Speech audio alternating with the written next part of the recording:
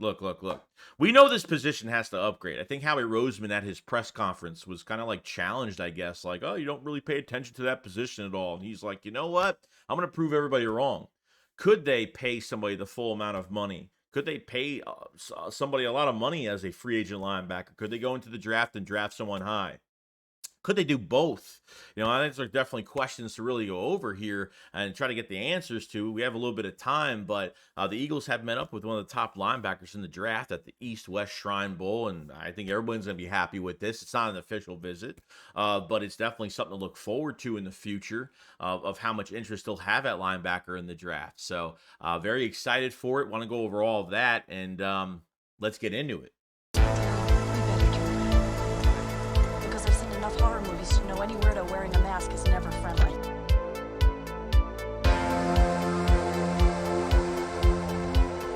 Yeah, what's going on, guys? I hope everyone's having a fantastic day. So the question is, will the philosophy change with the Philadelphia Eagles when it comes to putting more attention to the linebacker spot? Because going into this year, it was Nakobe Dean that he was going to save the whole linebacker group. And I know they went into this past year in 23 last year. Okay. I know they went into last year saying, yeah, well, we have Nakobe Dean, so who cares, right? They signed Nicholas Morrow. They signed Zach Cunningham. Miles Jack came in.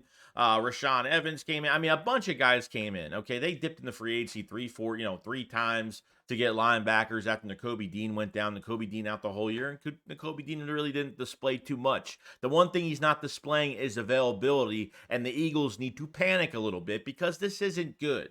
Okay, and so if you want to talk about draft, if you're as much as it's really hard to think they're going to draft a linebacker high, okay, I feel like things are starting to change when it comes to the biggest choke of the season, which was 10-1, and you choke the rest of the season away, the last 7 weeks. I think it's an eye opener that not only did you have to switch your coaches that fit your players, but you have to start making some decisions on your roster. And this linebacker core we have right now, which there's really nobody there. I don't know who's left. Ben Van Simmeren and I don't know who else at this point, Nakobe Dean, and I think that's really it. You have to start making some changes. The Eagles went to the East-West Shrine Bowl to go meet with Edgerrin Cooper, one of the top linebackers, from Texas A&M. And I got to say, I mean, for a man that doesn't get pushed back enough, this guy is a heavy punch. I mean, really is. I mean, his tackling, pursuit angle, I mean, you name it. I mean, the guy, he sheds blocks very nicely. I mean, is a total dog, is a monster, plays with aggression, a great leader.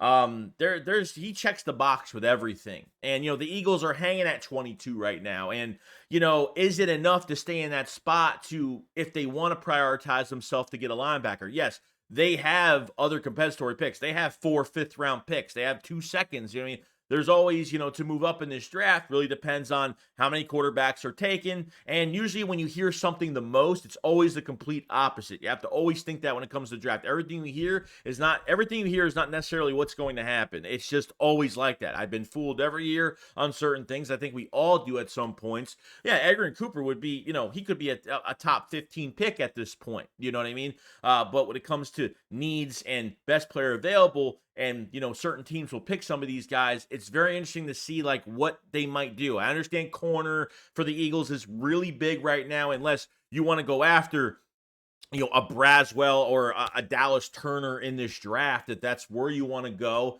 And it probably is better than getting, the one name that everyone's been talking about in Jeremiah Trotter Jr., which is just the name, almost the same size as Nakobe Dean at 6 foot, 228, 230. I mean, unless it's lower than that, I don't know. You know what I mean? But you're getting Edgerrin Cooper that's 6'3", 230 pounds. Yeah, it's bigger in size, no doubt, and will probably mass up a little bit more when it comes to playing. Usually these guys bulk up a little bit more when they start working out with the NFL teams. They start getting acclimated to everything going on, and obviously the health people, they want to see where the Eagles want him to be at. That's where it's going to be in question. I have no problem with getting Jeremiah Trotter Jr. I have no issue with that. If you're going to go get a Jeremiah Trotter Jr. in the second round, if that's going to be the case, because I think he will be a day 2 pick most likely, you have to go sign a big time free agent when it comes to linebacker. Okay, I feel like that's where you have to go. As much as, I really want Edgerrin Cooper really badly, and I wouldn't mind it, but I feel like my gut feeling right now is telling me they're going to go get a cornerback. That's my gut feeling in the first round because I feel like Bradbury is not going to be here. And Edgerrin Cooper, I think he got injured, I think week 7 of the season. I think he returned a couple weeks later. Now, he didn't do any work this week because of some medical things. So he just taken a break on his body, but he met up with some teams. The Eagles were one of the teams he met up with. And yeah, this is a powerhouse linebacker. This is what you want. This is a Micah Parsons-esque type guy that you can line up wherever you want. And it's going to be a force to be reckoned with. Sheds blocks, is aggressive, is push people, gets people on their ass, and he blitzes so well and can charge the gap really well. Plays downhill fantastically, and like I said, pursuit angles, barely misses tackles. I mean, he's a nail that's going to put a nail in the coffin for the Eagles if they, in a good way though. If they draft him, and I feel like it's he packs a punch, man, and it's all on tape, and it's fantastic to see. Oh, cool. We're wearing the same colors. I didn't even realize we're wearing the same colors. Maybe it means something. I don't know. I didn't do this on purpose. We're wearing the same colors right now. But like I said, if you're not going to go in the first round and get a linebacker, and you decide to go the other route with Jeremiah Trotter Jr., which, like I said, no issue at all, you have to sign a linebacker to big money. I feel like they have to go into free agency and sign a linebacker to big money. We haven't touched our own roster yet. The Eagles are north of $28 million right now, but I know a lot more cap is going to get freed up. Byard's 14.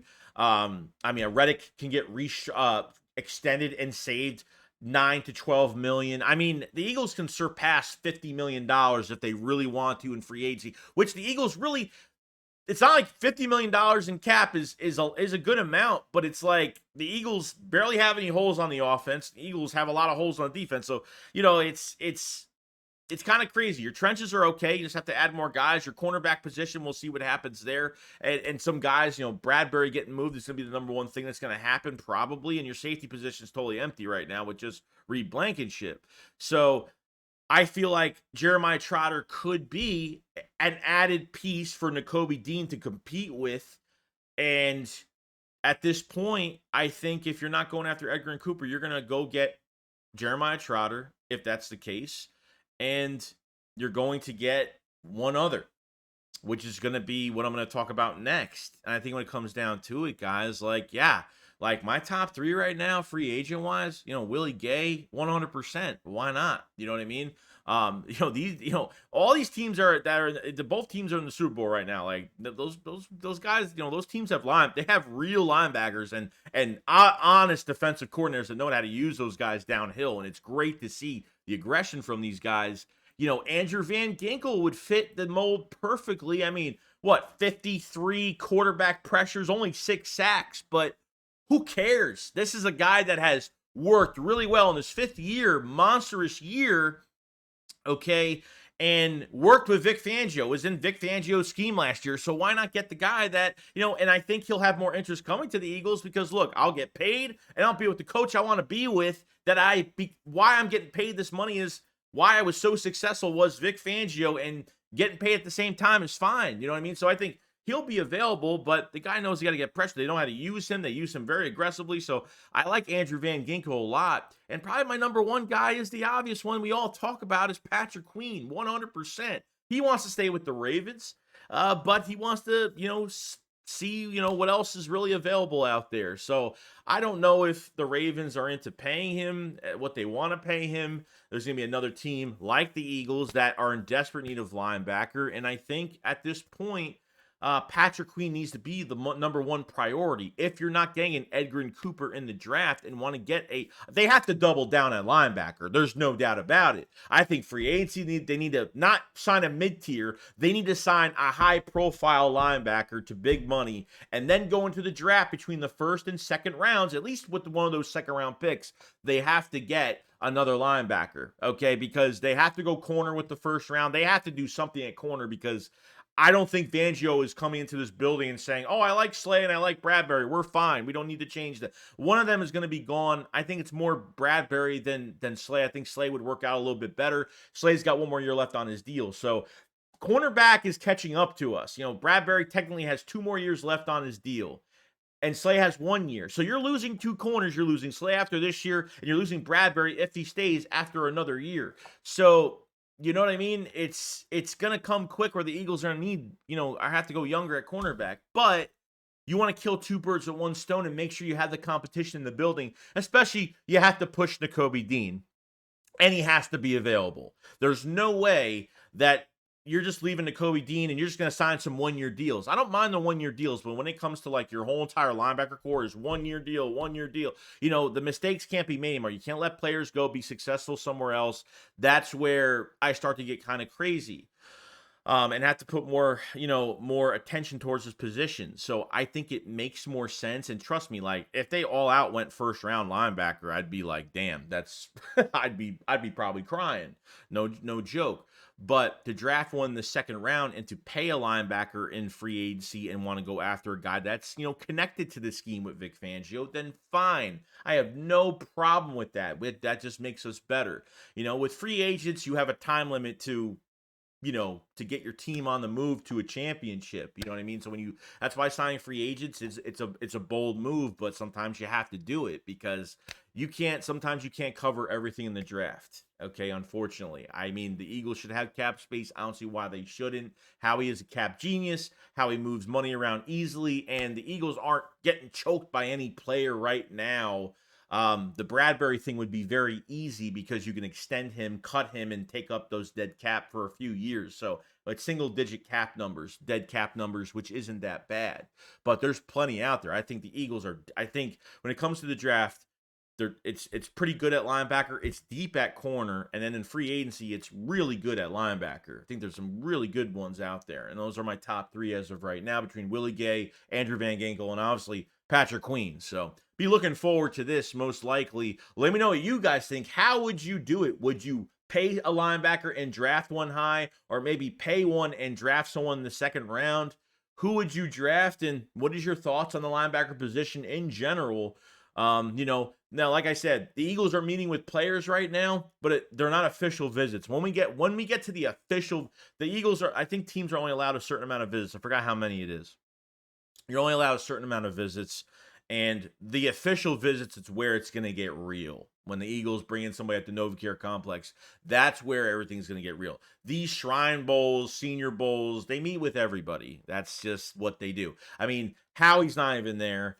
Nick Sirianni's not even there. These are the assistants of the front office going there and doing their homework. This isn't even them being there. And trust me, when they're around, trust me, it's going to be really interesting. But we'll see as the time goes down. What happens, and we'll see what happens. So, guys, let me know in the comment section what you guys think. I'll see you guys on the next one. Shakes up, follow side. Peace out, guys. Peace.